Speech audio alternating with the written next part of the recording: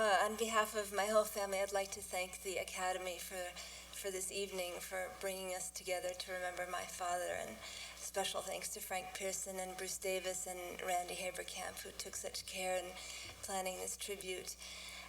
And thank you to all the wonderful speakers tonight. I was asked to speak about my dad as a father, and there are four of us, so I would like to introduce my brothers and ask them to stand. My brother Stephen Peck,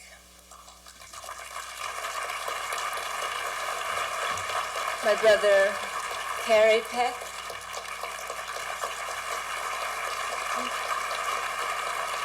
and my brother Anthony Peck. And I hope I speak for all of us. Of all the children in the whole world who must have wished they could have Gregory Peck as a father, he was ours, and that was our blessing. He really was a lot like Atticus Finch. In one of the film clips we saw, the last page of his shooting script of To Kill a Mockingbird, and he had scrawled those four words at the bottom: fairness, courage, stubbornness, love. And they remind me so much of him as a father. He was not lenient, but he was always fair. He showed up for everything we did, for no matter what the demands of his career.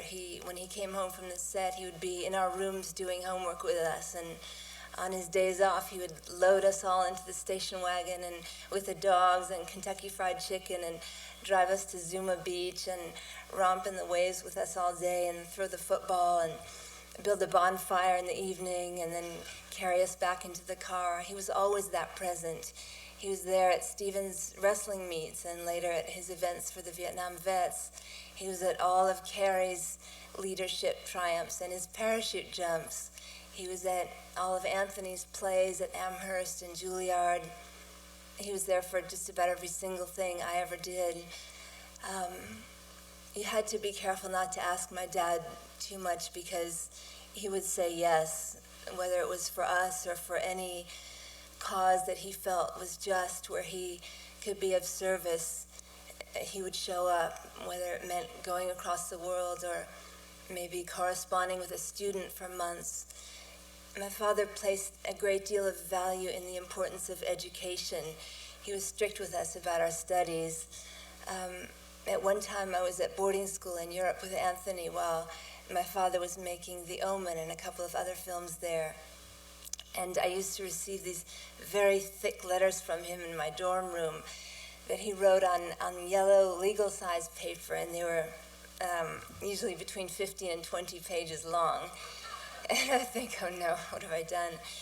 But they were long directives about how the choices I was making then would affect the rest of my life, and the importance of building strong character and of my judgment, of excelling in academics. And at the time, I think I resented them because I thought it meant he didn't trust me. But now I recognize that he was reaching out to me in the only way he could. He couldn't be with me, but he was not about to let those years pass without getting through to me. Nobody else in my dorm was getting letters like that. I got to work with him twice. The first time was in 1991 when I was in a film called The Portrait with my dad and Betty Bacall, which was just an absolute privilege. In the film, my dad, his character rode crew, single scull, and he had been an oarsman at Berkeley, but he hadn't set foot in a scull since then, so he set about in his 70s learning to row again, and I decided to learn along with him. So we would meet at the boathouse in Marina del Rey just before sunrise, because that was the only time you could get on the water without any boat traffic. And those sculls are pretty tippy, and before we got the hang of it, we both ended up in the marina a lot more than we wanted. But once we learned how to do it, we had these magnificent rows together at dawn in the stillness, and I just remember looking across at him and us grinning at each other with the beauty of being out there and knowing that we were going to make a film together. The best part of that movie was being in the makeup trailer in the morning with my dad and Betty, and their running commentary of jokes and stories and entertaining everyone and setting the tone for the day. My father, on every set I ever visited, his love for what he was doing was so palpable that he kind of carried the whole company along with his gusto and his good spirit. His only concern with me on that film had to do with punctuality. And my father was never late. He had too much respect for people to ever keep anyone waiting. And for him, a call time meant being downstairs in the hotel waiting for your ride, not being in your room, getting your clothes on, waiting for the phone to ring. So on the one morning when he had gotten down there before I did, I saw him in the lobby with that left eyebrow going up. And that was so scary that was enough. You didn't want to be a teenager coming home later than you were supposed to at night and find my dad in the driveway with that left eyebrow. It was like Ahab out there. I worked with him more recently in '98 when we made the documentary when he had gone back to the stage in his 80s, doing this wonderful, witty, entertaining show. And we followed him around for a year and a half with my colleagues Barbara Koppel and Linda Sapphire and Bob Eisenhart. And he was such a good sport. He called us his torturers. I don't think he would have agreed to it, but he couldn't say no to me. But he was always game. He pretty much stayed out of it. We showed him a rough cut at one point, and we got one of those legal-sized letters back. And he warned us against being too warm and fuzzy. He said he liked the sidebars, which were the scenes of him off stage with his friends and family, the things he hated the most during the filming, but he said more sidebars. And he only made one editorial demand, and that was that we include a piece of a speech he gave on the importance of stricter gun control legislation in our country.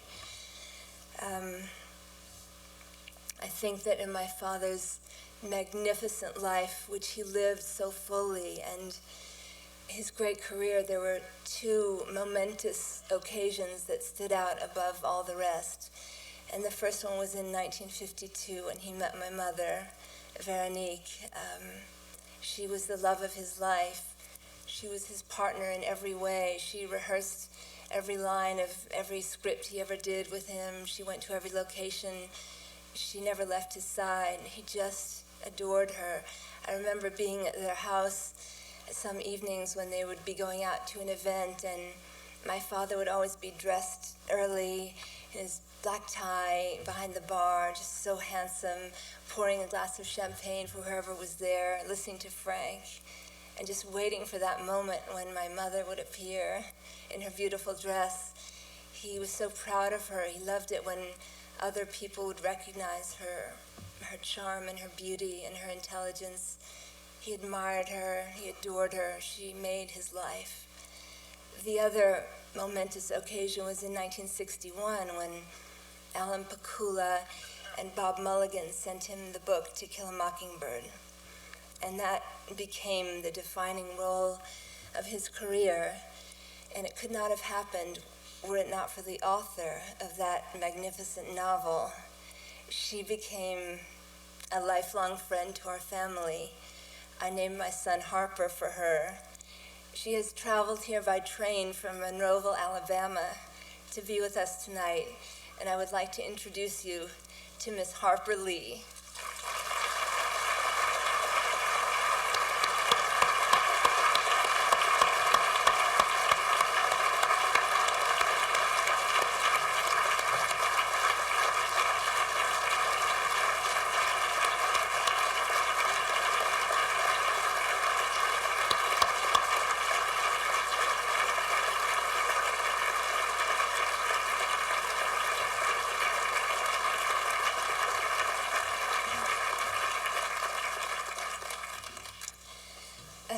Thank you for coming, Harper. I'm just very lucky to be the daughter of someone with that kind of integrity and courage and decency. I loved him so. in closing, I'd like to show you one more clip from our film that I think says even more about him than I could. Thank you.